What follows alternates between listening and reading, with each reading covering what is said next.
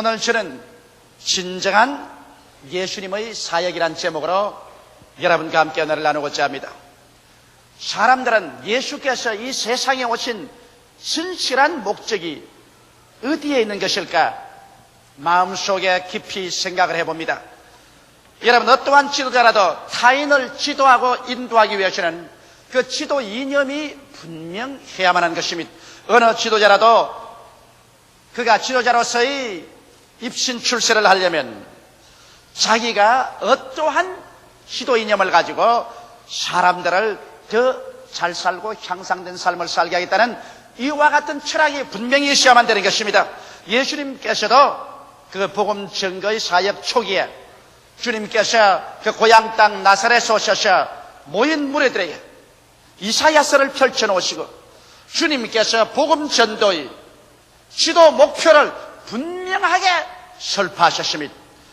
그리고 예수님께서 어떠한 사명으로 이 땅에 오셔서 우리 인류를 위해서 일하겠다는 그 지도 목표를 주께서 밝고 환하게 말씀하실 뿐 아니라 이제 예수님의 일생을 통해서 그 걸어간 발자취가 주님께서 발표하신 그 지도 이념과 조금도 다름이 없이 실천되었다는 것을 우리에게 밝혀 보여주고 있는 것입니다. 이렇기 때문에 예수님의 지도 이념을 알려고 하면 그 말만 읽지 말고 예수님의 일생의 사역을 통해서 그 지도 이념이 어떻게 전개되었는가 이 사실을 알아볼 때 우리는 밝히 주님께서 무엇 때문에 이 땅에 오시는가를 깨달아 알 수가 있게 되는 것입니다.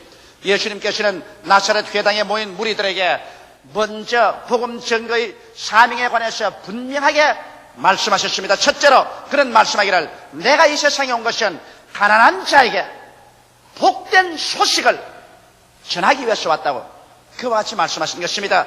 예수님 당시에 이 세상은 어느 곳에 가나 물론 대단히 가난했습니다. 더구나 유대인들은 극도의 가난에 시달리고 있었습니다. 그들은 로마인들에게 점령을 당하고 착취를 당해서 그들의 삶이란 것은 겨우 호구지책을 연명에 나갈 정도도 되지 못하는 그런 어려운 지경에 있었는 것입니다. 그때 예수님께서 오셔서 주의 성령이 내게 임하시니 이런 나라와 하여금 가난한 자에게 복된 소식을 전하게 하시려고 내게 기름을 부으셨다고 말씀하신 것입니다. 그런데 오늘날 사람들은 이 성경 구절을 어떻게 해석하냐면 예수께서는 가난한 사람들에게 삶의 부여를 나누어 주기 위해서 주님께서 국가적으로 사회적으로 정치적으로 제도를 개혁해서 그렇게 해서 부의 공평한 분배를 도모하도록 그렇게 하라고 명령하신 것이다. 이렇게 해석하는 사람들이 있습니다. 그러나 여러분 실제로 예수님의 사역을 통해서 예수님의 그 복음선을 해석하지 않으면 우리는 해석을 잘못하게 되는 것입니다. 예수님께서는 일생을 통해서 그가 사역을 하고 십자가에 못 박혀 돌아가셨습니다만 그때까지 주님께서 계신 유대 나라에 주님께서 정치적으로 사회적으로 제도를 개혁해서 가난한 사람에게 부를 공평하게 분배하도록 만드는 일을 한 번도 하질 않으셨습니다. 여러분 그 증거로서 그 당시 유대 나라는 예수님이 태어났을 때와 예수님이 십자가에 못 박여 돌아가실 때까지 조금도 가난의 생활이 물러가지 아니하고 그들의 삶 자체가 부유하게 된 증거가 없었습니다.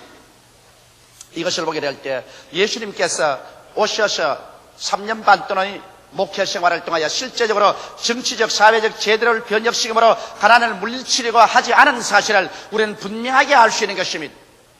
그렇기 때문에 주님께서 조금도 3년 반의 성회를 통해서 그들이 살았던 그 사회 환경에 실제적으로 가난을 물리칠 그런 사회적인 변혁을 가져오지는 않으셨습니다. 그렇다면 예수님이 하신 말씀은 거짓말입니까?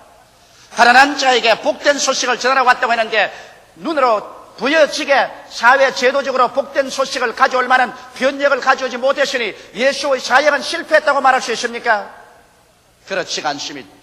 예수님께서 복된 소식을 전가한 가장 근원적인 것은 바로 천국의 축복을 전가하는 것입니다. 가난한 자에겐 복이 있나니 천국이 저희 것임이라고 말씀한 것입니다. 주님께서 전가한 축복 중에 가장 위대한 축복이 천국의 눈물과 근심과 탄식과 앓는 것이나 고가는 것이나 죽는 것이나 이별하는 것이 없는 그 나라를 주겠다는 약속을 전한 것입니다. 오늘 세상에서 배부르고 세상에서 부귀와 영화를 누리는 사람들은 천국을 원하지 않습니다. 여기가 좋사오니 여기에서 영원히 살겠습니다는 이런 마음의 자세지, 내일에 대한 어떠한 간절한 바람이 없습니다. 현재 웃고 현재 배부르고 현재 만족하고 있기 때문에 미래에 대한 그러한 기대와 요청이 없는 것입니다. 그러나 현재 배고프고 현재 울고 현재 가난한 사람에게는 현재 안주할 것이 없고 만족하지 않기 때문에 미래에 대한 기대가 간절히 가슴속에 꽉 들어쳐야 되는 것입니다. 이렇기 때문에 예수님께서 이 가난한 자들에게 장차 주님이 다가올 천국에 대한 설교를 할 때 이 사람들은 기쁘게 마음문을 열어놓고 이 복음을 받아들인 것입니다. 이렇기 때문에 주님께서 장차 오실 세계는 이 세상에서 마음이 가난한 자, 육신이 가난한 자, 생활이 가난한 자, 환경이 가난해서 갈급하게 무엇으로 더 나은 세계를 찾고 있는 그런 사람들에게 주기 위해서 찾아오신 것입니다. 오늘날 또 우리가 예수의 복음을 전개해보면 현재 배부르고 현재 웃고 현재 잘 사는 사람들, 예수의 복음에 대해서 관심을 기울이는 사람 지극히 적습니다. 그러나 현재 배고프고 가난하고 울고 헐벗은 사람들에게 예수 그리스도의 복음을 전개할 때 저들은 마음문을 열어놓고 즐겁게 이 복음을 받아들이고 있는 것입니다. 그뿐 아니라 예수님이 가난한 자에게 복된 소식을 전하였다는 것은 주께서 이 땅에 오셔서 십자가에 고난당하심으로 말미암아 가난과 저주를 몸소 당신께서 청산하실 것을 약속하신 것입니다. 정치적 제도적 변혁을 가지고서 부의 공평 분배를 가져오는 이와 같은 세상적인 방법으로 가난을 퇴치하겠다는 것이 아니라 주님께서는 그런적으로 가난과 저주를 십자가에서 대속해버림으로 말미암아 믿음으로 인하여 하나님께서 하늘문을 열고 축복을 해주심으로 가난을 물리치겠다고 약속하신 것입니다. 이렇기 때문에 그리스도는 3년 반 동안의 생활 동안 그런 지극히 가난에 찌들어진 삶을 살았던 것입니다. 예수 그리스도께서는 친히 말씀하기를 여우도 굴이 있고 산새도 들집이 끝만 인자는 머리 둘 곳이 없다고 말하셨습니다. 그는 문전 글씨가다시피 이 동리에서 저 동리로 이 도시에서 저 도시로 유랑방랑하면서 살았었습니다. 성경은 분명하게 예수 그리스도의 생애에 대해서 말씀하기를 그리스도께서 우리를 위하여 가난하게 되셔 그의 가난하심으로 인하여 우리로 부유케 하기 위해서 그렇게 했다고 강조하고 있는 것입니다. 이러므로 예수님의 삶의 전체는 바로 가난에 찌들린 삶이었지만은 그 가난에 찌들린 삶을 통하여 우리에게 복된 소식을 전하리고 오신 것입니다. 주님께서 내가 너희 가난의 모든 삶을 대신 길머치고 대속함으로 말미암아 나를 통해서 그 나라와 그 일을 구하는 자에게 이 모든 것을 더하여 주겠다는 은총을 약속하신 것입니다. 그뿐 아니라 여러분이 너무나 잘 아시피 십자가에 못 박여서 우리를 위하여 저주를 받은받아서 율법의 저주에서 우리를 속량하심으로 말미암아 예수 안에서 아브라함의 복이 우리에게 임하게 하는 이와 같은 역사를 주님께서 베푸신 것을 우리는 잘 알고 있는 것입니다. 이것이 바로 예수님께서 가난한 자에게 전달하신 복된 소식인 것입니다. 예수님은 이 소식을 우리가 듣고 그리고 마음속에 믿음을 가지고 그래서 절망과 좌절과 저주와 패배의식에서 벗어나셔 주님께서 우리에게 축복을 명하셨고 저주를 해방하였으므로 적극적이고 긍정적이며 창조적이고 더 나은 내일을 가져오는 위대한 믿음을 가지고 살아갈 수 있도록 신념을 넣어주신 것입니다. 이러한 믿음을 가지고 우리가 주님 중심으로 살고 기도할 때 우리의 축복은 하늘문을 여시고 하나님께서 부어주심으로 말미암아 우리의 삶 속에 모든 것이 형통할 수 있도록 만들어주시는 것입니다. 역사를 통해서 보여할 때 그리스도의 복음 증거의 사역이 한 곳마다 가난이 물러가고 생활의 부유가 다가온 것을 알 수 있는 것입니다. 복음이 증거되자 미신과 무지가 물러가고 과학적인 발전이 다가왔었습니다. 하나님의 자녀로서의 평등과 민주를 가져오는 정신적인 위대한 자원이 적어졌었으며 또한 자연과 환경의 주인의식이 주어졌습니다. 미신으로 말미암아 자연 환경에 짓눌려 살지 않고 복음이 증거되자마자 우리는 이 모든 자연의 주인이라는 담대한 의식이 주어졌었으며 과학적인 발명과 발견을 가져오게 되고 인간의 존엄성을 깨달아서 우리 한 사람 한 사람이 하나님의 형상과 모양대로 지음받았기 때문에 천하보다 인간의 생명이 귀한 것을 깨달아지는 사상을 사람들 마음속에 넣어주신 것입니다. 이를 통해서 축복의 영 성령이 역사하심으로 주를 믿는 백성마다 머리가 되고 꼴이 되지 아니하고 위에 있고 아래 내려가지 아니하고 남에게 구워줄지라도 굳지 아니하는 이와 같은 역사적인 증거를 나타내 놓은 것을 우리가 알 수 있는 것입니다. 이 세상에 가장 뚜렷한 증명은 역사적인 증명을 능가할 수 없습니다. 예수 그리스도의 복음이 증거한 그 나라마다 여러분 역사적으로 가난을 물리치지 아니한 나라가 한 나라도 없습니다. 그리스도의 복음을 받아들인 나라치고 역사적으로 가난에 찌들어지고 헐벗고 굶주려서 패배한 나라가 어디 있는지 여러분 역사적으로 한번 찾아보시기 바랍니다. 이러므로 진실로 예수 그리스도의 사역은 그리스도의 십자가의 고난을 통해서 여러분과 내가 태고로부터 짓밟혀온 가난과 저주에서 속량시켜주고 해방시켜주는 위대한 믿음을 우리에게 허락하여 주시는 것입니다. 이것이 바로 그리스도의 사역의 가장 위대한 출발의 메시지인 것입니다. 둘째로 예수님께서는 포로된 자에게 자유를 주기 위해서 오셨다고 말씀한 것입니다. 그런데 그 당시에 보면은 로마의 정치적인 포로가 수없이 많았습니다.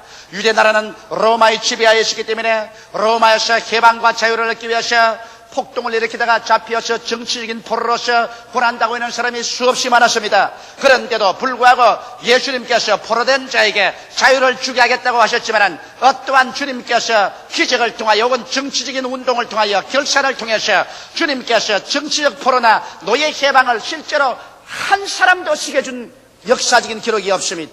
심지어는 예수를 전가하던 세례 요한까지라도 헤로드에게 잡혀서 감옥에 들어가실 때 예수님은 세례 요한을 해방시켜 주지 않았던 것입니다. 그럼 예수께서 말씀한 포로된 자에게 자유라는 것은 그러면 정치적인 그렇지 않으면 노예 해방도 아닌데 무슨 자유를 말하는 것입니까?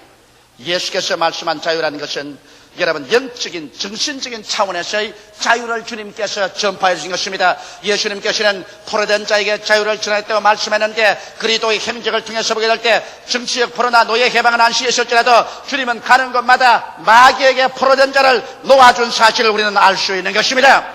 주님은 처처에 마귀에게 포로된 자를 놓아주신 것입니다. 그라사인 지방에서 군대 마이야 잡혀서 온 처자를 다 버리고 공동묘지에 가서 돌로서 자기 몸을 치고 찢으며 주야로 고함치고 있는 사람, 이 사람을 주님께서는 예수 그리스도께서 친히 오셔서 놓아주셔서 정결한 사람으로 만들어주시고 부모 처자 있는 곳으로 돌아가게 만들어준 것입니다. 오늘날도 주님께서는 포로된 자에게 자유를 주시기 위해서 원수 마귀에게 잡혀서 포로되어 고생하는 사람들을 놓아주시는 역사를 베풀고 계시는 것입니다. 주님은 또한 죄악에서 해방시키는 일을 하셨습니다. 사람들마다 이 세상에서 하나님을 대하여 사회를 대하여 자기 양심에 죄를 짓고 죄악으로 묶여서 고민하는 사람이 얼마나 많습니까? 누가 인간의 이 죄악의 정죄의식에서 놓아줄 수 있겠습니까? 여기에서 노염받지 못하고 고민하고 있는 사람들, 인간의 의로운 행위나 적선으로서 죄에서 놓여날 도리가 없는 것입니다. 여기에 예수님께서 죄 없는 자로서 오셔서 온 인류의 죄를 과거와 현재와 미래의 것을 모두 다 한 몸에 걸머지시고 십자가에 올라가셔서 당신께서 친히 이것을 담당하고 하나님 앞에서 깡그리 청산해버림으로 말미암아 이제 누구든지 죄를 믿으면 남녀 노유 빈부 귀천할 것 없이 죄악에서 해방을 얻을 수가 있다. 이래서 진실로 예수 앞에 나와서 회개하는 자마다 죄에서 해방을 얻는 이와 같은 해방을 허락해 주신 것입니다. 뿐만 아니라 주님께서는 절망에 처한 자에게 해방을 주신 것입니다. 이 세상에 살면서 우리는 수없이 많은 경우에서 절망합니다.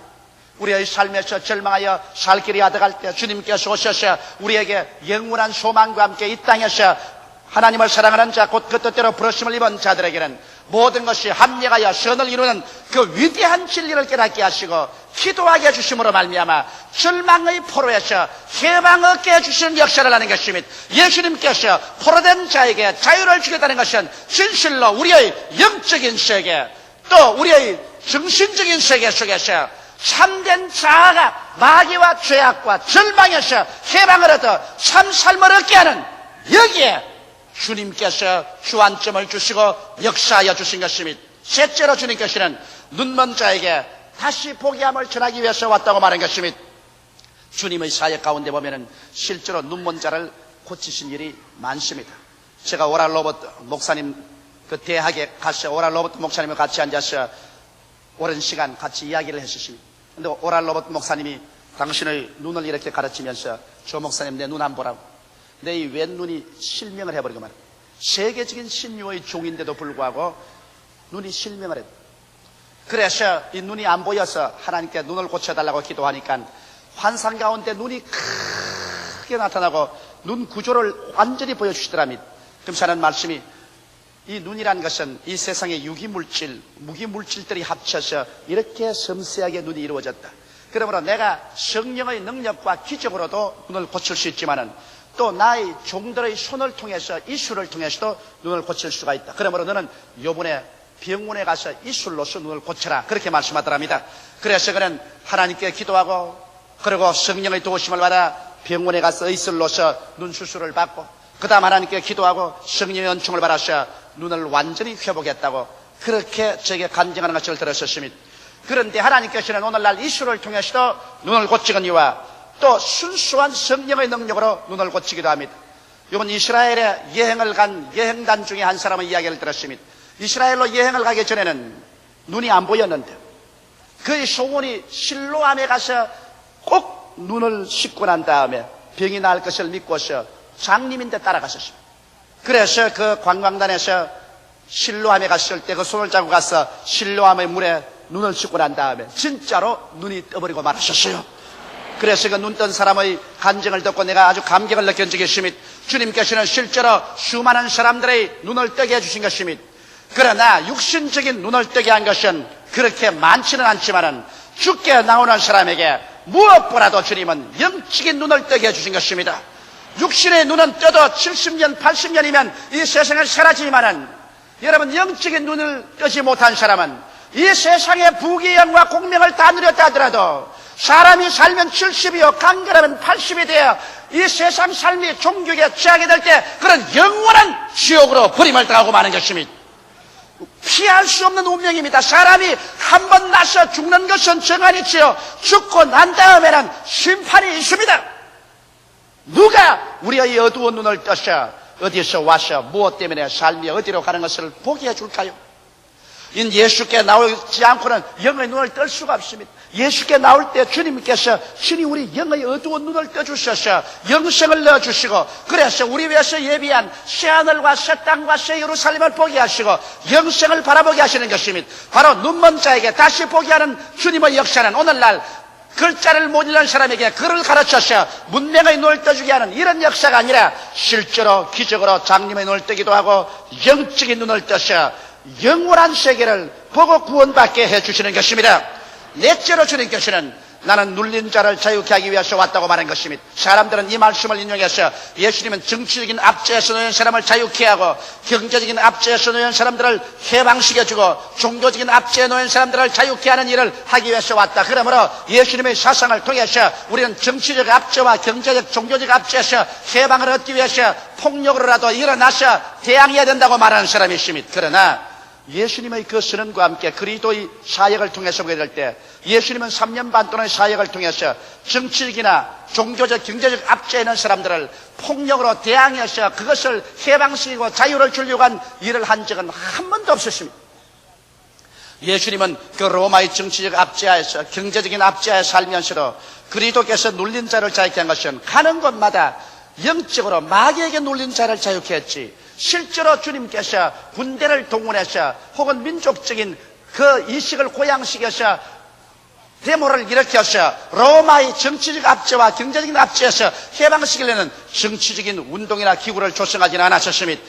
사도행전 10장 38절에 보면 하나님이 나사렛 예수에게 성령과 능력을 기름 붓더라 하였으며 저가 두루 다니시며 착한 일을 행하시고 마귀에게 눌린 모든 자를 고치셨다고 말하고 있는 것입니다.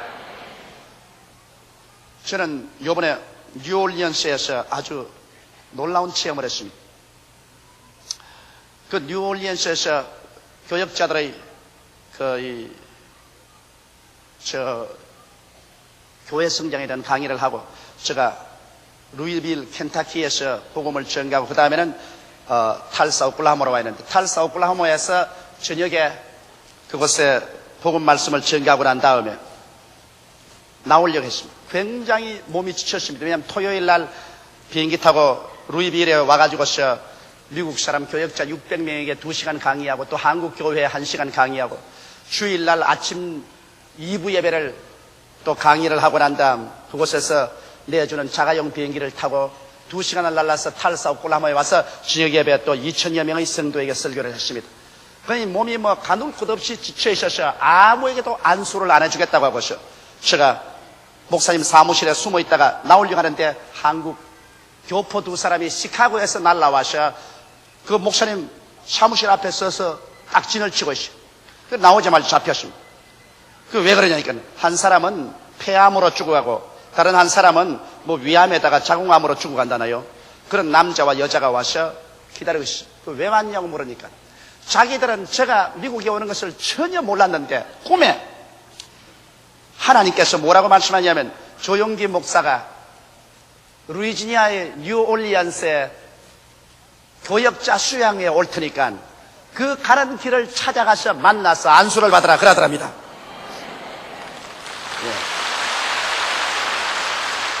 그래서 이분이 전화를 걸어서 온 전체 수소문을 해서 나의 발걸음을 추적해 와서 그래서 나중에는 탈사 오클라호마에까지 추적이 되어서 거리로 비행기를 타고 왔을 것입니다. 그래서 살려달라고 사정을 하면 할 수 없이 지치지만은 그분을 데리고 간절히 기도를 해 주었습니다. 그리고 돌아왔는데 그 다음 그분이 그 이튿날 비행장에서 전화를 걸어왔습니다. 그 비행장의 전화가 뭐냐면 폐암으로 말미암아 숨이 답답하고 괴로워 큰 고통을 당했는데 안수를 받고 하루 저녁 지난 동안에 기침을 하면서 이 폐암 덩어리가 목으로 떨어져 나왔었어요. 그리고 그 고통이 사라지고 아예 상쾌하게 되었다고 너무 감사하다고 정말 하나님께 감사하다고 그렇게 전화를 하고 떠나갔었습니다. 하나님께서는 옛날이나 오늘이나 마귀에게 눌린 모든 자를 주님께서 고쳐주시고 있는 것입니다. 이렇기 때문에 우리는 주님께 나올 때 마귀에게 눌린 모든 질병에서 놓여날 것을 기대하고 주께 간구하는 일을 해야 될 것입니다. 다섯째로 주님께서 말씀한 것은 하나님의 은혜의 해를 전파하러 왔다고 말한 것입니다. 여러분, 하나님의 은혜의 해라는 것은 구약의 희년을 말하는 것입니다. 희년이라는 것은 이스라엘 나라에서 땅을 팔아먹든지 집을 팔아먹든지 종으로 팔리든지 했으면 50년 만에 그것을 전부 다 주인에게 돌려주는 것입니다. 49년 만에 큰 속죄의 제사를 드리고 난 다음에 50년 희년의 큰 나팔을 불면은 모든 종을 뗐던 사람 다 돌아가고 집이나 땅을 샀던 사람은 주인에게 돌려주는 그와 같은 원상 회복의 해를 희년이라고 말하는 것입니다. 예수님께서 내가 희년의 해를 전하러 왔다고 했는데 실제로 예수님의 생애를 통해 보게 될 때 희년의 해가 전해졌습니까? 예수님이 실제로 포로를 다 해방시키고 집 산 사람, 땅 산 사람 주인에게로 다 돌려주는 역사를 일으켰나요? 그런 실제적인 일이 일어나지 않았었습니다.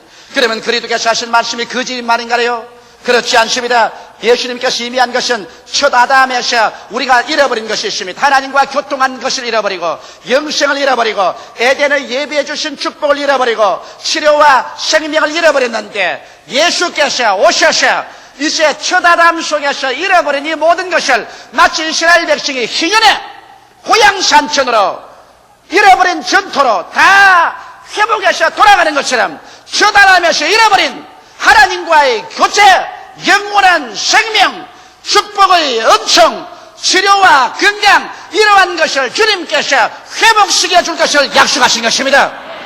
이러므로 이것은 물질적인 것보다도 영적인 희년을 주님께서 의미한 것입니다. 내가 온 것은 은혜의 해를 전하기 위해서 왔다고 말한 것입니다. 이러므로 오늘날에 와서 이제 예수 믿는 우리는 은혜의 해 속에 서 있는 것입니다. 하나님과 교통을 잃어버리고 마귀에게 묶였던 우리들이 이제는 회개하고 하나님과의 교통으로 들어가서 하나님을 아버지로 모시고 살 수 있는 그러한 곳에 들어왔으며 에덴에서 주님께서 아담과 하와를 위하여 예비해 주었던 그 은총과 축복 그 속에 우리도 들어오게 된 것입니다. 하나님이 자기를 사랑하는 자를 위해서 예비해 놓은 모든 것을 눈으로 보지 못하고 귀로 듣지 못하고 마음으로도 깨닫지 못했던 것 같으니라. 그러나 성령이 모든 것을 우리에게 보이셨다고 말한 것처럼 이제 오늘 신년의 해에는 하나님께서 예수 안에서 우리에게 모든 것을 예비해 주시고 그 예비하는 은총에 들어가는 그러한 시대에 우리가 살고 있는 것이며 신년은 우리가 잃어버린 건강과 영원한 생명을 우리 주 예수 그리스도 안에서 우리가 받아서 누릴 수 있는 축복 속에 들어오게 된 것입니다. 이것이 바로 예수 안에서 하나님의 은혜의 혈을 주님께서 허락해 주신 것입니다. 그러므로 보라, 지금이 은혜 받을 만할 때요, 지금이 구원의 날인 것입니다. 예수님의 복음 선포는 인간적이 아닌 성령의 능력 안에서 이루어지는 것이고, 집단적이고 사회적이며 국가적인 것이 아닌 개인적인 체험 안에서 이루어지는 것입니다. 우리가 집단적이고 사회적이고 국가적인 구원이라는 것은 이 땅에 현재 이루어질 것이 아닙니다. 이는 주께서 호령과 천사장의 고함과 하나님의 나팔로 진야늘로 쫓아 강림하실 때, 그때 주 안에서 죽은 자들이 먼저 일어나고 살아남은 우리들도 변화되고 주님께서 천년왕국을 이루셨을 때, 그때 집단적이고 사회적이고 국가적인 구원이 이루어지는 것이요, 세계적인 구원이 이루어진 것입니다. 그때가 이르기 전까지는 아직 우리가 이 땅에서 행인과 나그네로 살아가는 이상 주님께서 역사하는 구원이란 개인적인 체험 속에서 이루어지는 것입니다. 여러분의 개인이 가난한 자가 축복을 받게 되고, 그리고 포로된 자에서 자유를 얻게 되고, 눈먼 곳에서 다시 보게 되고, 눌린 상황에서 자유를 얻게 되고, 하나님의 은혜를 받는 이 역사가 개인 속에 이루어지는 것입니다.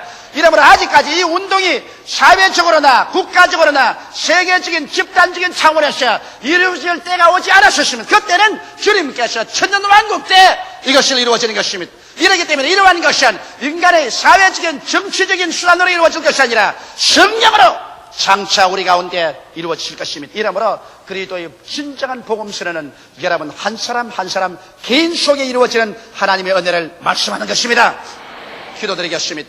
살아계시고 거룩하신 하나님 우리 아버지, 우리 주 예수께서 우리에게 오셔서 가난한 자에게는 복된 소식을, 포로된 자에게는 자유를, 눈먼 자에게는 다시 보게 함을 전파하고, 눌린 자는 자유케 하고 하나님의 은혜의 혈을 전파하여 주신 것을 감사드리옵나이다. 살아계신 우리 아버지 하나님, 이 시간으로 오늘 이 시간에도 예수님은 손을 활짝 내미시고 수고하고 무거운 짐진 자여 다 내게로 오라, 내가 너희를 쉬게 하려고 말씀하고 있으므로 우리 한 사람 한 사람 예수 앞에 나와서 이 복음 선언의 위대한 언약을 받아들이고 위대한 하나님의 은총 속에 들어가는 우리들 되게 하여 주옵소서. 예수님 이름 받들어 기도드리옵나이다. 아멘.